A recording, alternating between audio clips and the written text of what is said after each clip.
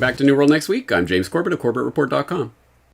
I'm James Evan Pilato from MediaMonarchy.com. We are already discussing this with other nations. We've got that story, plus the new abnormal. But first, our first story on this episode 418 of New World Next Week, coming up this weekend, August 29th, 2020, Unite for Freedom protest. There is a planned anti-lockdown, anti-mask, anti-contact tracing, essentially anti-all the emergency measures that the UK government has taken. There is a protest coming up this Saturday, August 29th, in Trafalgar Square, which, if you didn't know, is the public square in the city of Westminster in of course, central London. There are, James, and you and I kind of talked about this a little bit before we were rolling, there are obviously all kinds of other protests around the world. I can include a link to what seems to be somewhat of a Nigerian garbled posting of an AFP article, Coronavirus Protest around the world. But the sort of flip side, devil's advocate argument, James, I'll grab a comment from where we grab our main story from offguardian.org. The flip side, devil's advocate argument to this in a comment says, your march to nowhere on their sacred ground sigil powers them up. James, that's a esoteric way to get rolling on this New World Next Week episode, but I think it's probably time. Yeah, much better to sit at home and do nothing to fight what's going on, guys. This comment brought to you by the 77th Brigade. Anyway, that doesn't deserve our attention. What does deserve our attention is, as you say, there are a lot of protests that are coming, so let's use the comment space here for anyone who is promoting any sort of events or knows of anything that's going on. Let's get this information out there. One thing that I do know that was supposed to be coming up this weekend was Germany. You will cast your mind back to the beginning of this month, and you'll remember that on August 1st, there was a big demonstration in Berlin, a few dozen scraggly far-right extremist fringe protesters, or a million people who are concerned about the complete evisceration of all civil rights, depending on which source you trust. But at any rate, a large demonstration took place in Berlin at the beginning of the month. One has been planned for this weekend, but latest that I could find, breaking from offguardian.org, Germany bans coronavirus protest. Yes, the Berlin government has banned a planned protest against measures put in place to allegedly contain the coronavirus, in quotes, pandemic.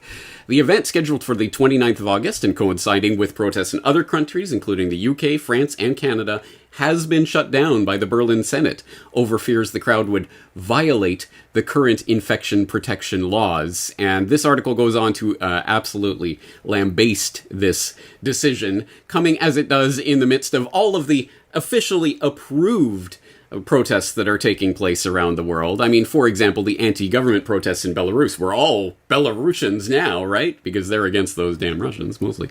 But as are the A-level results protests in the UK. Yes, there are protests over the A-level results going on right now. Perfectly fine. And of course, in America, Black Lives Matter, perfectly fine. But this protest is the protest that will spread infection. Of course, as we all know. Anyway, I certainly hope that all good German citizens will dutifully comply with the lawful orders that are being given to them by their elected authorities who can tell them what protests to do and not to do. I wouldn't want to see anyone disregarding these lawful orders to stay home, because that would be terrible, and we must dutifully listen to whatever we are told by the government. Right, everybody? Right.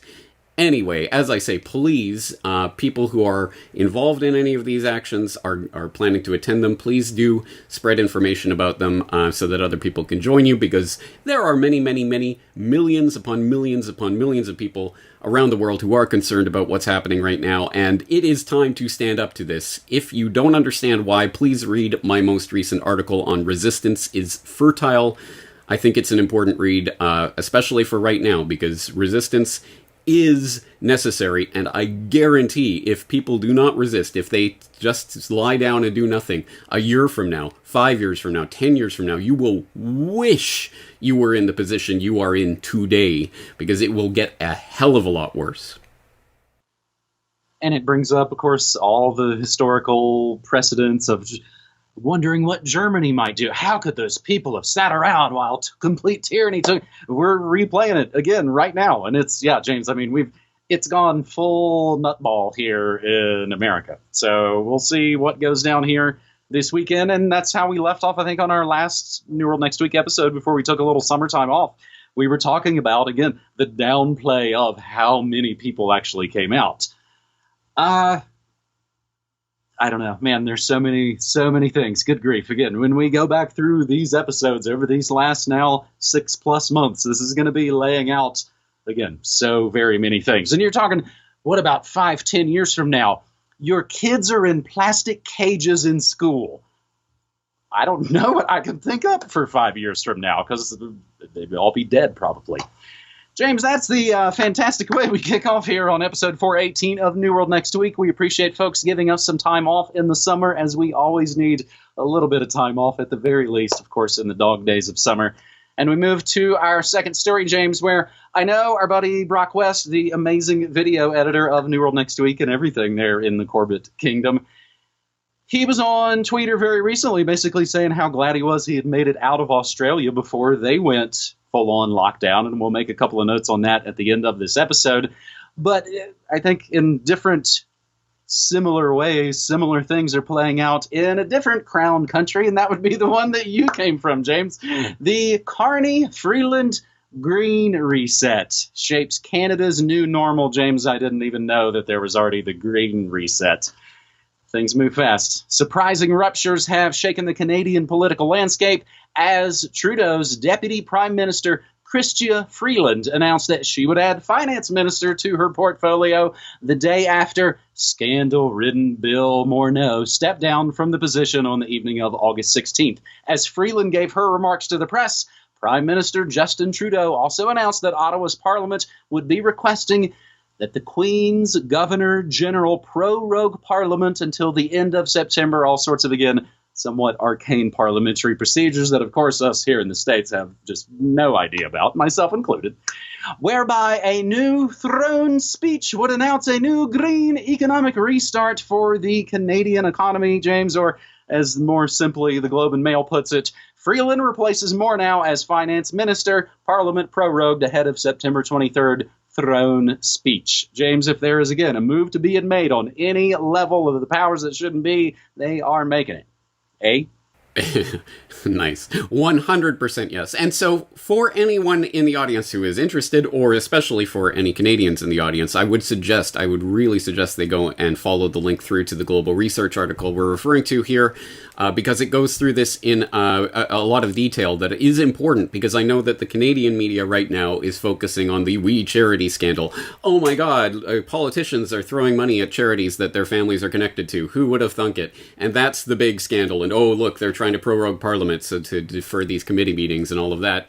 That is the sideshow, and this article really gets to the heart of it, which is the complete destruction, the controlled demolition of the global economy that is taking place right now, and what is coming on the back of that, the Great Global Reset, the Green Reset, and the way that that's being framed in the Canadian context is particularly interesting because it involves not just Chrystia Freeland, a CFR-type crony who's always on Fareed Zakaria and is basically the voice of the establishment in Canada these days, but also involves Mark Carney, previous Bank of Canada governor who got shuttled over to the Bank of England to become the Bank of England governor, who is now the UN Special Envoy on Climate Action.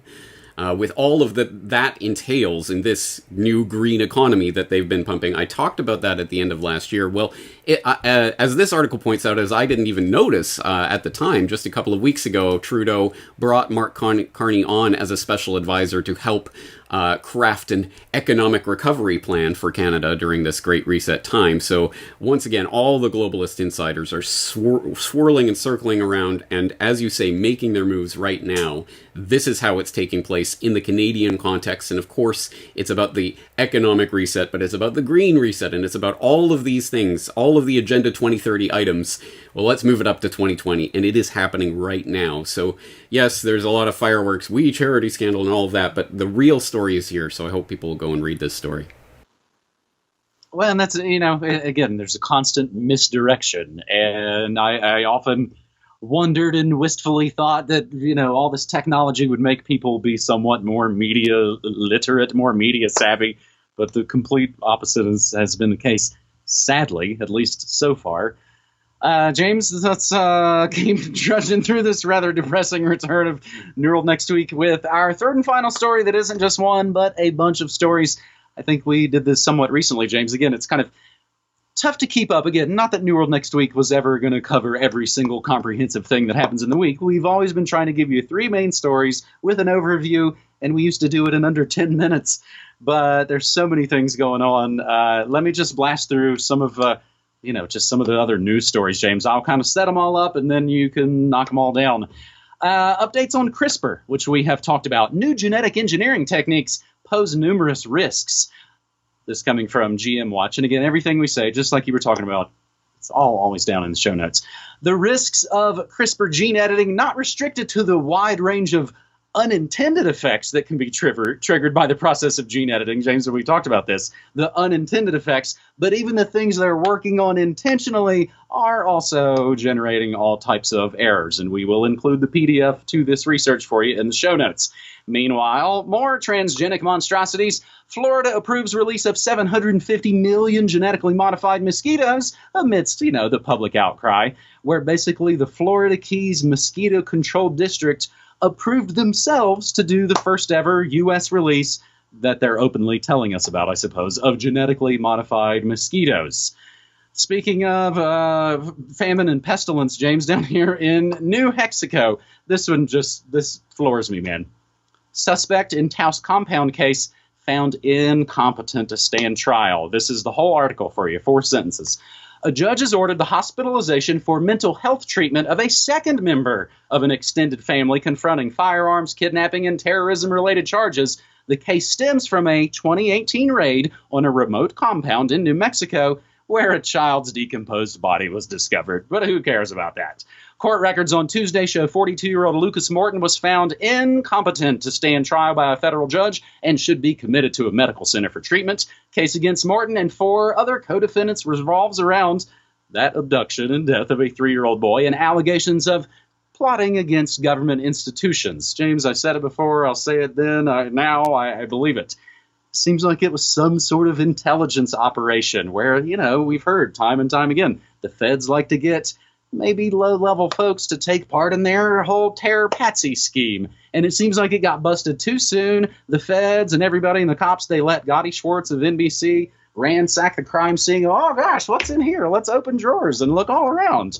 And then they rolled all the folks up and sent them, I guess, to Albuquerque for a while. Maybe they're in Santa Fe, as that is the capital here.